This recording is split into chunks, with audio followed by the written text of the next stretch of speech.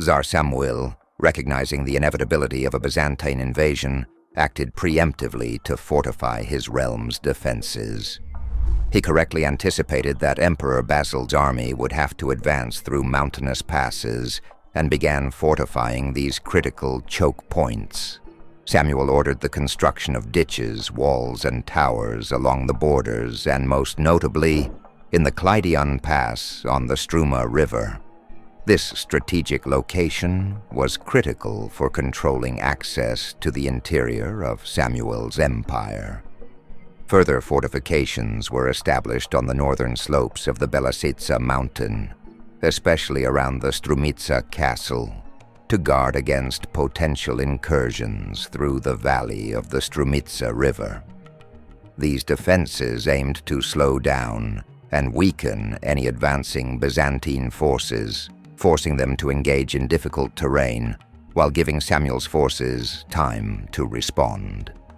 Strumitsa, situated along the critical road linking Thessaloniki with Thrace and Ohrid, became the linchpin of Samuil's defensive strategy. He stationed significant forces to defend the fortified passes, believing that Basil's army would face insurmountable challenges in breaching these defenses. Samuil's strategy revolved around a network of garrisons and reinforcements that could respond to Byzantine advances, holding key positions until larger forces could be assembled. However, he faced a significant threat from the Byzantine forces stationed in Thessaloniki under the command of Theophylact Botana Yates. This contingent could flank Samuil's forces by moving through alternative routes to attack from the rear. To address this, Samuil dispatched General Nestoritsa with a cavalry force to intercept Theophylact's army. Unfortunately, the plan backfired when Theophylact anticipated the attack and decisively defeated the Macedonian forces at the Third Battle of Thessalonica.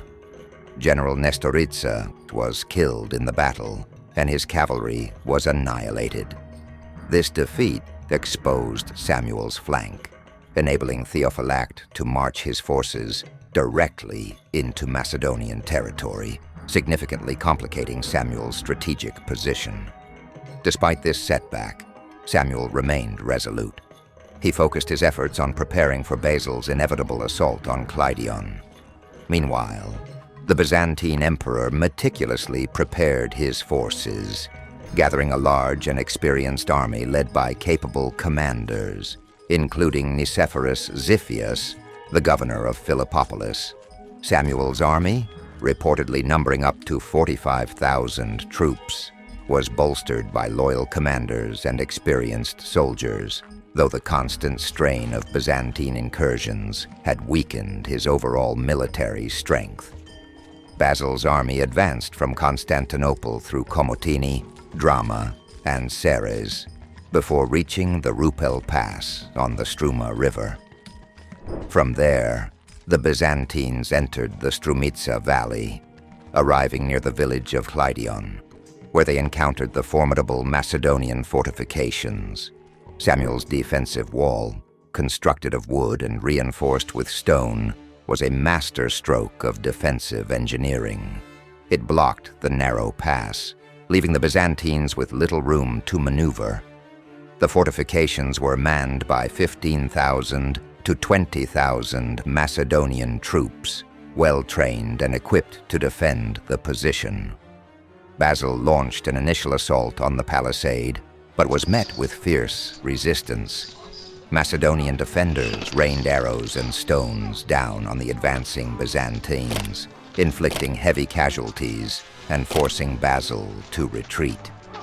The defenders, veterans of numerous campaigns, fought valiantly, repelling every attempt to breach the wall. Frustrated but determined, Basil devised a new strategy. He ordered Nicephorus Xiphias to lead a detachment of troops on a flanking maneuver around the Belasica mountain. Xiphias's task was to outflank the Macedonian defenders by attacking them from behind, while Basil maintained pressure with frontal assaults. The maneuver was risky, requiring Xiphias to navigate treacherous terrain and maintain the element of surprise. On July 29, 1014, Basil initiated another frontal assault on the palisade. While the defenders were preoccupied with repelling this attack, Xiphias and his detachment emerged behind the Macedonian lines. The sudden appearance of Byzantine forces in their rear caused panic among the Macedonian defenders. Unable to maintain their positions, they abandoned the wall to confront Xiphias's forces. Seizing the opportunity, Basil's army launched a coordinated assault, overwhelming the defenders and capturing the fortifications. The Macedonian forces suffered heavy losses, with many soldiers killed or captured. Those who managed to escape retreated towards Strumitsa, where Samuil and his son, Gavrilo Radomir, were preparing reinforcements. Samuil and Gavrilo rushed to the battlefield, gathering their remaining forces near the village of Mokrievo. There they engaged Basil's pursuing army in a desperate attempt to turn the tide. The ensuing battle was chaotic and brutal, with both sides suffering significant casualties. Samuil himself was nearly captured during the melee but was saved by Gavrilo, who cut through enemy lines to rescue his father. Together, they retreated to Strumitsa with the remnants of their army, leaving Basil in control of the battlefield. Basil, cautious of overextending his forces in hostile territory, halted his pursuit. Instead, he focused on consolidating his gains, capturing nearby fortresses, and securing his supply lines. Meanwhile, Theophylact's forces, having marched into the Vardar Valley, began clearing Macedonian defenses. However, their advance was met with resistance from Gavrilo's forces, who had regrouped and launched a series of ambushes. In one such engagement near a narrow pass between the Belasitsa and Plaush mountains, Gavrilo's troops successfully ambushed Theophylact's army. Using the terrain to their advantage, they rained arrows and stones down on the Byzantine forces before launching a surprise attack. Theophylact and many of his soldiers were killed, dealing a significant blow to Basil's campaign. Enraged by the loss of Theophylact's army, Basil sought to exact revenge on the Macedonians. After the Battle of Kleidion, he had captured over 8,000 Macedonian soldiers.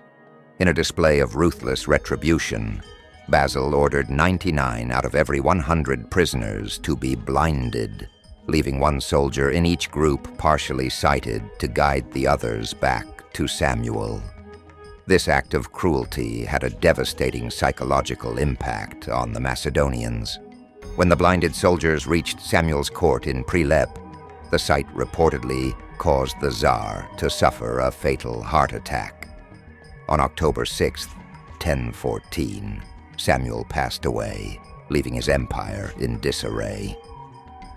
Gavrilo Radomir succeeded his father as Tsar, but the loss of Kleidion and the weakened state of the Macedonian army marked the beginning of the end for Samuil's empire. Basil continued his campaigns, systematically dismantling the remaining Macedonian defenses and eventually bringing the empire under Byzantine control. The Battle of Kleidion remains a pivotal moment in medieval Balkan history. It exemplifies the strategic ingenuity and resilience of Tsar Samuil and his forces, as well as the relentless determination of Emperor Basil II to restore Byzantine dominance. Though Samuil's efforts ultimately failed, his legacy as a fierce defender of his people and his realm endures.